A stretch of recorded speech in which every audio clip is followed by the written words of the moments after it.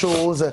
ci wàllu tàggat yaram découverte bi tey dañu ko jagleel tournoi bu mag bi nga xamante ni week-end bi passé dañu ko doon amal ci wàllu judo. di tournoi boo xamee ni ñu ngi ko jagleel Mbaye Boye. Mbaye Boye tournoi Mbaye Boye demoon nañ fa fële ci Ndar ak ànd ak kii di Mariane Siba Diop mais une occasion ñu découvrir ki nga xamante ni mooy doomu Mbaye Boye di Pape Cheikh Fall moom Pape Cheikh Fall nekk na ko nga xamante ni champion judo la nekk na koo xamante ni ku am taxawaay ci wàllu judo bi nekk na koo xamante ni aussi mooy boo participé na ci judo ci moins de 90 kilos 100 kilos ak moins de plus de 100 kilos sax d'ailleurs ndaxte nekk na 6 fois champion de Roumanie am possibilité li nga xamante ni mooy am ay kayitu tubaab mais defu ko dafa dellu si Ndar ngir rek ubbi fa benn salle boo xam daf ko duppee baayam di Ababacar Fall di Mbaye Boye mën nañ seetaan élément bi nga xam ne seq na ko waxtaan ak Mariane Siba Diop te ñëwaat ci plateau bi. judo moom ku ne xam na lu ci nekk parce que judo dafa nekk yoon bu difficile. donc yoon la boo xamante ne boo ci nekkee rek pour arriver au sommet il faut nga éviter yu bare. bi may nekk Sénégal di compétir en 2002 bokk sélection équipe nationale yi. j'étais 6 fois champion du Sénégal dans ma catégorie 2 fois finaliste tournoi de Saint-Louis. après ci la rentrée Maroc centre international de judo Rabat. donc on prend les meilleurs judokas yi jël ci Afrique yi catégorie bu ne ñu jël fa ñaar wala ñett. ci la am chance de centre boo def test entre Madagascar et Maurice ma dem yàlla may ma fa ñaari benn médaille d'or et benn médaille d'argent donc ci laa mën a ci laa ñëw qualifié d'office ci centre bi commencé suivre pour mën a dem Jeux olympiques 2 ans ma nekk di battre di xeex rien que pour arriver au sommet mais malheureusement après les championnats d'Afrique bi muy ñëw Algérie ki l'a découragé parce que on a pris sama place la mu jël dem ñox keneen man tamit découragé wu ma toog ci liggéeyaat ñëwaat Sénégal entre 2006 ba 2007 ci laa fi rapporté waat yenn tournois yi ma fi nekk yëpp avec laa dem Roumanie di judo di gagné 2007 2008 2009 nekk naa si 6 fois champion Roumanie donc jël naa tournoi Budapest en 2015 jël naa tournoi Budapest. sama parcours daal mënu ma la wax lépp parce que fi mu toll nii yu bëri jàpp du ma ko si. Sénégal moom bu ñuy wax médaille ñi ngi fi ëppale dëgg si suñu génération. y avait que Fanta Kéré jëm si yàlla ko yàlla xaaral àjjana. y a Hortense Diédhiou y a Bara Ndiaye ak man mi parce que dañ nekkoon centre boo xam ne centre bi 1 mois nga fi préparé wu. 11 mois yëpp da ngay compétir chaque compétition da ngay am résultat boo defee résultat da lay dàq. du la fay sa bourse. donc foofu noonu moom la fa nekk te doo liggéey bu baax. jaar naa catégorie mooy ne 81 compétir naa ko Sénégal mais yàgguma ci 90 nekk naa champion du Sénégal ñaari yoon jóge fa dem moins de 100 jóge moins de 100 dem plus de 100. club bi nag bu gisee ñu ubbi ko yàlla def na j'étais à l'extérieur doomu diw ci local la woon. bu gën a créé jeu tamit c'est pour les enfants défavorisés. parce que boo xoolee Sénégal on a un problème dañu jël enfants défavorisés yi fàtte leen. bi may ñëw Saint-Louis judo bi dafa dee après le départ de Mbaye Boye y a rien amul benn club buy def résultat ñun bi ñu ñëwee man na ñi ma fi nekkoon sama camarade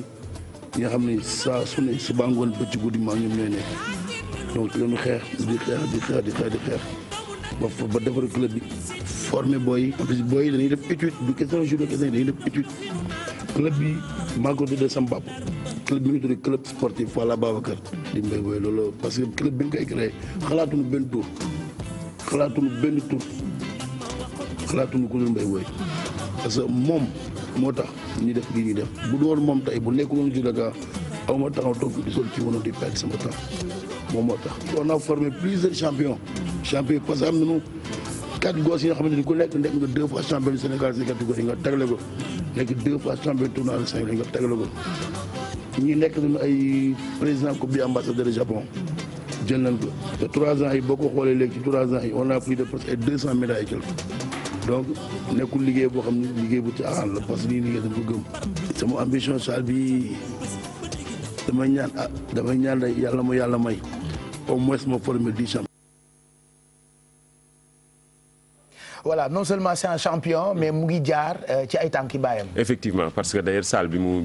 nga xamante ni moom la créé mi ngi ko duppee papam di Fall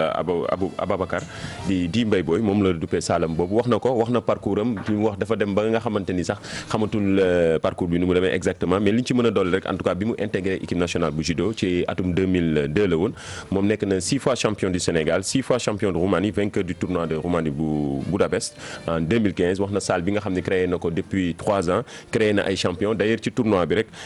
nga xamante ni mi ngi ko duppee baayam di Mbaye Boye ñi nga xam ne ay problème lañu am na ñaar ñi nga xam ne am nañ ci médaille d'or ñeenti ñoo xamante ni am nañu médaille d'argent ak yeneen trois médailles yoo nga xam ni médaille de bronze la ñoom ñëpp ñi ngi jógee ci salam bi di mu duppee papam en tout cas li ñu ci mën a wax rek mooy ñi nga xam ne mooy autorités yi toujours di ko jàppale parce que wax na ko ay enfants défavorisés lay jël ñi nga xamante ne dañ leen bedd ci biti mu jël leen former leen ñu nekk nga xam ne des vrais hommes comme ni ñu koy waxee ñoo xamante ni surtout du rek génn ci biti taxawaale wala leen mais day former ñi nga xamante ni ay champion la ñuy doon surtout ñi nga xamante ni mën nañu indi ay médailles en tout cas Pape Cheikh moom ñu ngi koy encourager moom Pape Cheikh Fall du Pape Cheikh Diallo bi mais bii Fall la Fall bi nga xamante ni di doomu Mbaye Boye Fall bi yar voilà Fall la Saint-Louisien en tout cas Saint-Louis mi ngi fay def lu am solo di ñaan autorités yi ñu koy jàppale bu baax a baax ci nga xamante ni nekk na di ko def moom Pape Cheikh Fall. mu ngoog et puis on parle de ces 2 Sénégalais qui ont été choisis pour sensibiliser nit ñi ci lépp loo xamante ni jëm na ci wàllu citoyenneté muy Mohamed Seck ak Adrien Sarr. effectivement ñoom ñaari Sénégalais ñaari jeunes yi nga xam ne ñoom ci affaire citoyenneté la ñuy yëngatu ak civisme surtout waaye leneen li ñu ci mën a dañuy def seen cérémonie de lancement bi nga xamante ni ñu ngi ko tuddee VBS chaque Sénégalais boo xamante ni dañ ciy jàpp ci wàllu yëngatu ci wàllu citoyenneté mën nañ seetaan élément bi te ñëwaat ci plateau bi.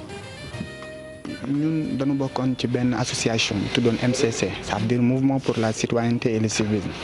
alors on s'est dit que ni depuis lors dañu gis ni ñun étudiants yi que ça soit à l'extérieur ou bien au Sénégal bu ñu jàngee ba pare duñu def quelque chose bi nga xam ni pour contribuer ci développement wu réew mi te à chaque fois bourse yu ñuy versé on nous dit que ni c'est l'argent du contribuable on s'est dit que ni donc après nos études ñun on va essayer de mettre en place quelque chose bi nga xam ni lu mu néew dina contribuer ci développement ñu gis ni tamit mënoo ñëw li wolof di wax naan fu bëy jaar los wi dam gëléem bu ko séenee dafa war a teggi ça veut dire 58 ans wañu nii gars yi dañuy wax ci civisme dañuy wax ci social dañuy wax ci développement ci tout mais toujours day doon des paroles rek alors nous on s'est dit que ni pourquoi pas ñu jéem a changer de voie pourquoi pas ñu jéem a message bi ñu bëgg jàllale ñu def ko ci quelque chose qui est mobile que ça soit ci t-shirt blazer pull jean tout mais l'essentiel mooy message bi ci man la ñu tuddee marque bi ci man la ça veut dire ci man la ñooy sànni mbalit ñooy saaga ñooy def tout ce qui n'est pas citoyenneté ou civisme ce qui veut dire que réew mi di koy redresser di ko yóbbu ci gannaaw ñun ñoo koy def donc ça demande une réconciliation en soi. On va choisir d'abord un quartier cible boo xam ne fa la ñuy njëkk defee yenn mouvement yi c'est-à-dire que nous allons tout d'abord lancer donc notre vision essayer de voir quelles sont les personnes qui corroborent cette vision qui sont donc sur cette même optique ñu wax ak ñoom ça ce sera sur le premier plan ensuite dinañ xam nan la ñuy gën a organiser woo pour ku nekk mën ci gis boppam pour un début je vais le dire tout de suite bon aspect pécunier bi dina xaw a doy waar parce que dañuy doog a door amuñu un certain fonds je veux dire lu ñu gën a yaakaar mooy appui de tout un chacun mun na nekk particulier mun na nekk ñoo xam ne keneen ak keneen la et puis ñu ñëw jàppale ñu ci liggéey bi xam ne liggéey bi pour ñun la donc mënatuñu tollatuñu fu ñu xaaree kenn ñun suñu bopp ñoo jóg fas yéene xeexal xeex bi suñu bopp ba pare def ci lu concret incha allah. L'objectif c'est de rendre les quartiers constamment propres tout en créant des emplois d'abord dañuy def benn quartier cible par exemple ñu jël Liberté 6 ou Almadies ou genre dire que ni dañ fiy def benn semaine verte l'objectif les 4 premiers jours mooy benn sensibilisation bi nga xam ni dañuy dem ci chef de famille non pas leur dire que ni quartier bi dafa tilim mais pour leur dire que ni pourquoi le quartier est sale et là tu vas voir que ni Sénégalais yi dinañu dégager seen responsabilité pour dire que peut-être ki naan la man damay bale sama buntu kër wala nangam et là tu leur diras que ni ñun duñu ñëw pour ànd ak ñoom pour que quartier bi set mais aussi pour que ñu créer fi emploi bu ñu defee journée yooyu ba pare ñu mettre en place ci koñ ba benn genre club tuddee ko mon quartier en moi. Ça veut dire l'objectif u club bi moom mooy mu am 4 VBC, ça veut dire des volontaires de bon comportement, am ñaari collecteurs, am ñaar ñi nga xam ne ñooy def ronde, ñoo ñëpp c'est des emplois yu ñuy créé. Mais bu loolu jàllee 6e jour bi ñu def reboisement, 7e jour bi dañuy waxtaanaat ak famille yi pour leur dire que ni ñun li ñu bëgg pour que projet bi mën a jàll mooy famille bu ne chaque jour lu mu dee mu joxe benn 50 francs. Les 50 francs par semaine ou bien par mois c'est 1500, les 1500 300 wala 500 maisons c'est 3 millions. 3 millions yooyu boo xoolee mën na fay VBC yi, mën na fay ñuy def ronde, mën na fay collecteurs yi, mais en même temps mën na fay les 3 ou 4 étudiants yu nekk ci koñ bi di jàngal xale yi des cours particuliers. Donc famille bi moom 1500 lay génne par mois, mais ci lañ koy génnelee mbalitam ci këram, ci la ñuy jàngalee doomam, mais aussi ci lay permettre jeunes yi toog ci koñ bi defuñu dara ñu liggéey. Et d'autres aspects yi nga xam ni mi ngi ci, mais aussi ça pour mu jàll on va essayer de collaborer ak maire yi wala ñi nga xam ni ñooy chef de quartier yi, parce que mu nekk affaire u xaalis la, mu nekk quelque chose bi nga xam ni bu traçable la. ñoo ngi lancer un appel à toutes les personnes qui partagent la même vision, c'est-à-dire qui pensent que le développement peut se faire par la jeunesse. Le développement c'est la jeunesse, donc maa ngi leen di woo yéen ñëpp ngeen ñëw assister suñu cérémonie lancement bi buy xewee à la place du souvenir